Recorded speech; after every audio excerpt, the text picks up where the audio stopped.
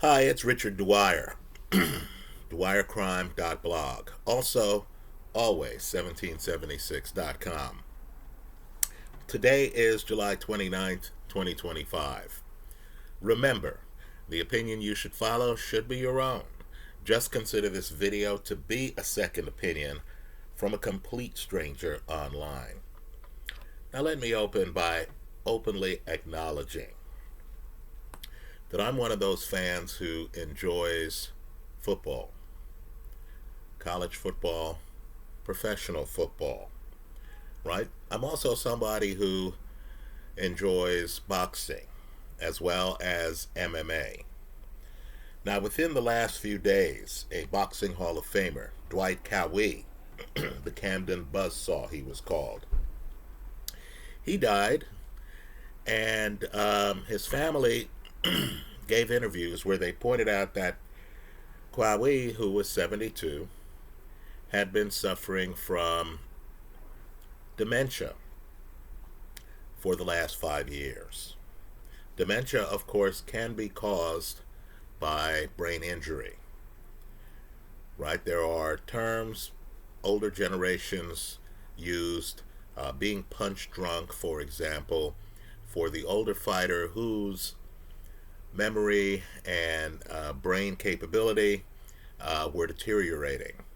I need for folks to understand that Dwight Cowie died in part because of brain injury. So that brings us to the shooter at 345 Park Avenue, where the NFL has an office.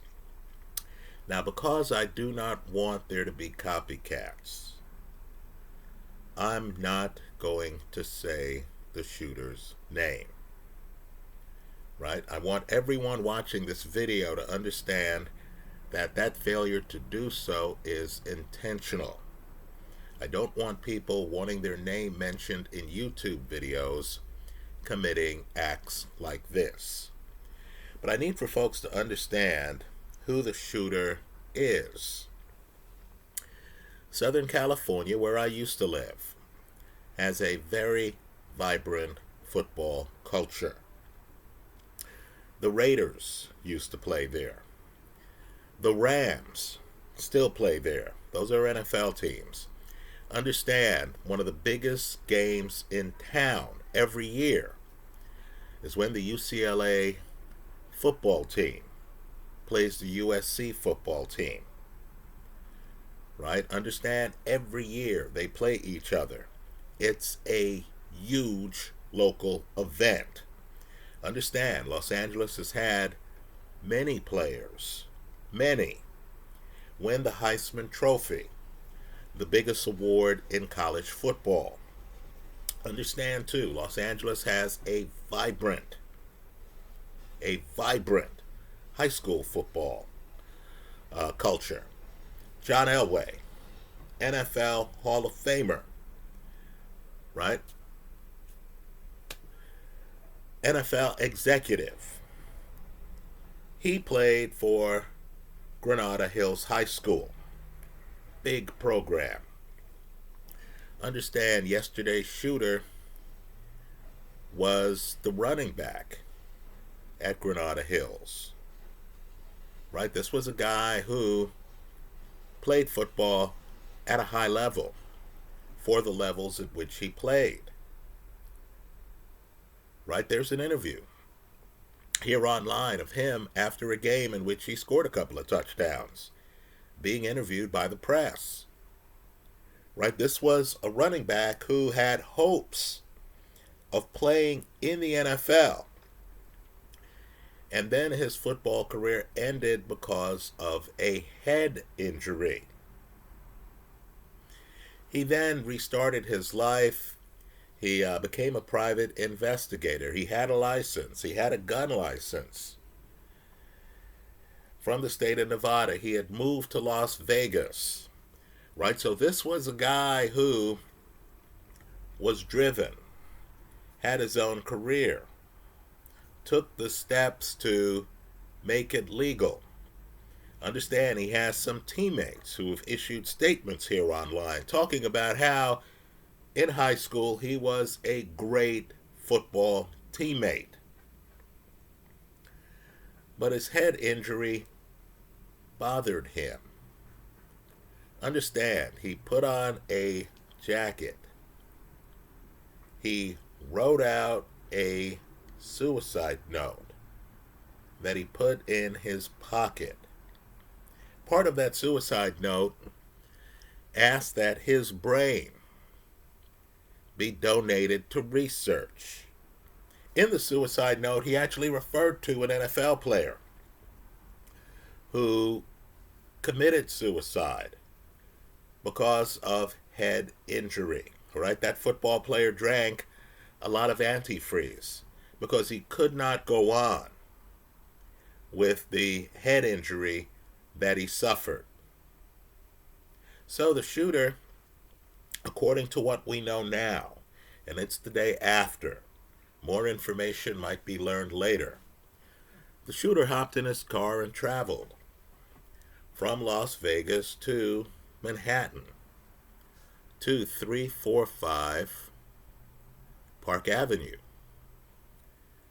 Right? He is wearing the jacket. He has the note. He's holding an unconcealed machine gun. And he calmly walks across the courtyard into the building. We believe it was his plan to make it to the 5th floor NFL office and to start shooting people. Well, he walks in the building. He has this unconcealed weapon. Shots are fired in the lobby. He goes to the elevator bay. But this is one of those elevator bays where the elevators go to predetermined sets of floors. In other words, I can't just jump in the elevator and then hit the button for the 5th floor and make it to the 5th floor. First, I would have to see if the elevator goes to the 5th floor. It might not.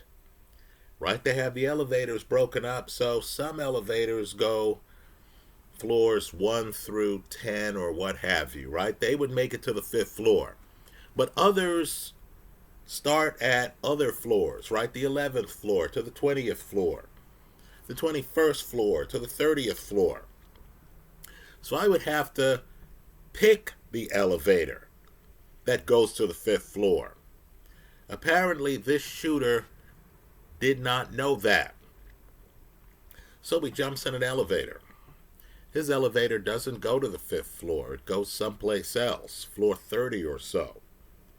So he ends up someplace else. Right?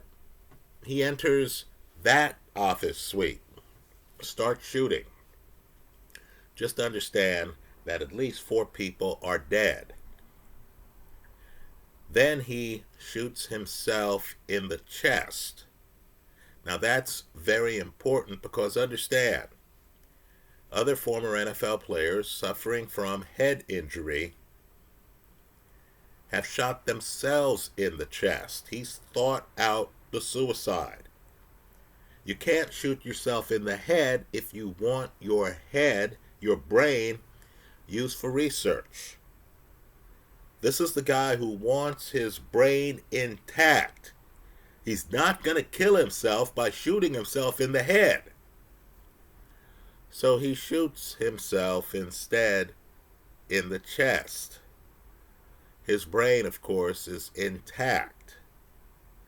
It'll be up to the powers that be as to whether or not to honor his wishes of researching his brain injury. Right, so for young people watching this video, I just want to be very open in talking about participating in sports that involve head trauma.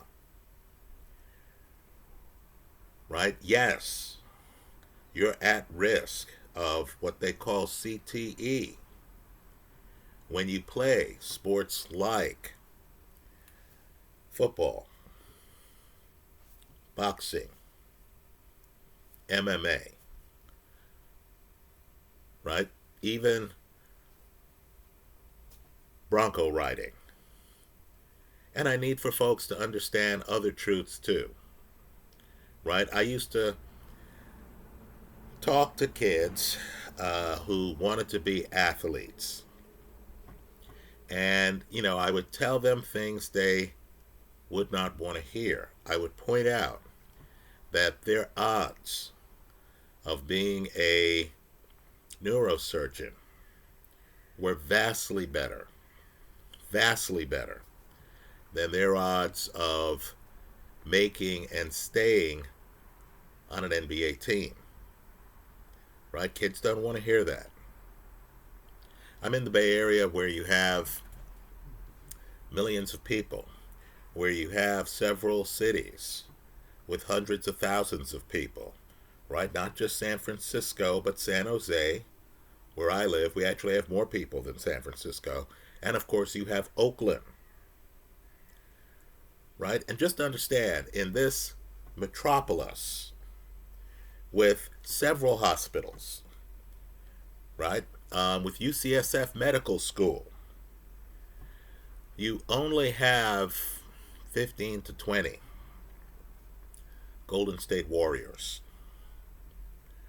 right? In other words, to be an NBA player, just to make that team, I would have to beat out everyone else and be in the final 15 to 20. Let's point out another truth that young people don't want to hear, but they need to consider, because this is the reality. Several spots on the Warriors are occupied by longtime occupants. Right? Steph Curry, future Hall of Famer, has been a Golden State Warrior for years. Understand, let's say I'm that hot shot shooter. I can go to a NBA training camp. I can go to a Warrior camp. And if I have a completely blistering camp, if I'm invited to the Warriors after playing in the Summer League, right? If I'm distinguished, if I've been drafted by the Warriors, and understand, the NBA draft is only 2 rounds. If I show up to Warrior training camp and I hit an ungodly 60% of my shots, and understand, in the NBA, you're lucky if you get to 50. Many of the players in the NBA who hit 50% of their shots are big men, shooting close to the basket, right? They're not, guard types. So if I'm that level of shooter, if I have shot the lights out, if I'm living the dream, I show up for my big moment, right? I've spent my life playing against high school players, college players. Now, here I am playing against pros, and I'm hitting 60% of my shots. I'm still not going to take Steph Curry's starting position, because Steph Curry has a whole career. The powers that be at Golden State know what Steph Curry can do, because they've seen it for years. Steph Curry has 4 rings. If I'm lucky, I make the team. If I'm lucky, I'm coming off the bench. And that's if I've shot the lights out. If I'm at Steph Curry's position. Right? Understand, the team also has, longtime vets like Draymond Green. Understand, too, basketball has different positions. If you're 6'2", 6'3", 6'4", there are going to be some positions that are out of your reach.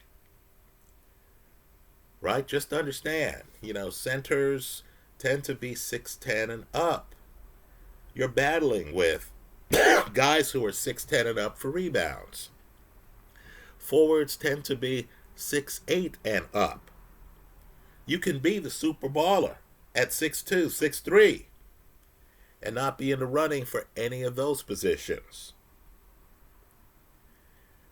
right? And so I'm serious. If you were to go to the trauma center and you were to look at the neurosurgeons, right? You go to the hospital, you'll find out that there's several.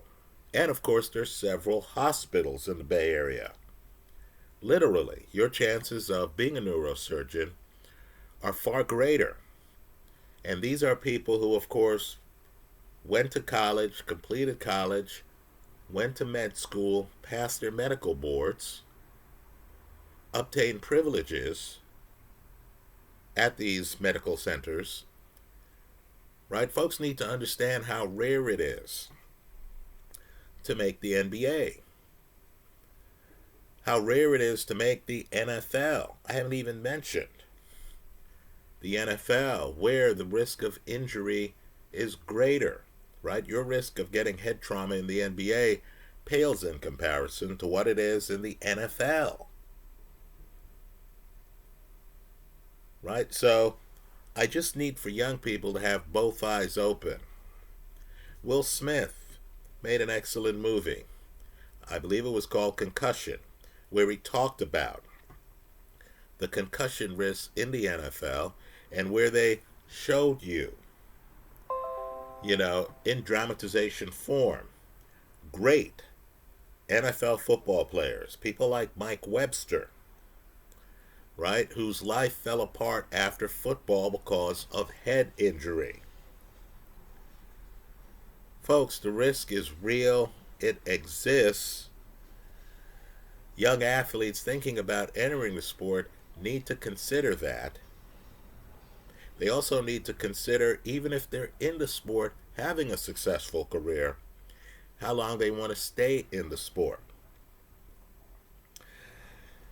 When Dwight Cowie was older, he fought one of the biggest punchers I have ever seen, George Foreman, right? Former heavyweight champion.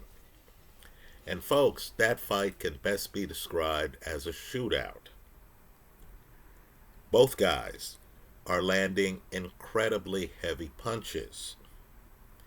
Both guys were older. This wasn't young Foreman. This was Foreman after he came back to the sport after something like a 10-year hiatus. Right? If you watch that fight, and it's unwatchable now, given that Dwight Cowie has died, just look at the headshots. An older, past his prime, Dwight Cowie is taking in that fight. Right? Many people are shocked today to learn that Dwight Cowie had dementia the last 5 years of his life. Right? The risk is all on the athlete.